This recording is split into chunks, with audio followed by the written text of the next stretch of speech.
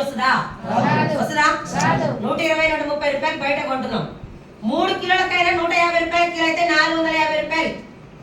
450 రూపాయలకు వచ్చే కిలో నూనె 120 130 140. ఫోన్ కి పౌచ్ మంచిగా ఉండాలని సెలెక్ట్ చేస్తాం. శారీస్ అన్ని సెలెక్ట్ చేస్తాం. 2 లక్షలు పెట్టి బైక్ కొంటాం.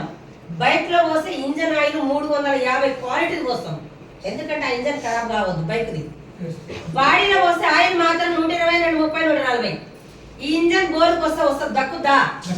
అదే ఇంజన్ బోర్కి వస్తే అపోలోనే కానీ ఎక్కడ వేసినా కూడా పోతాం పైకి.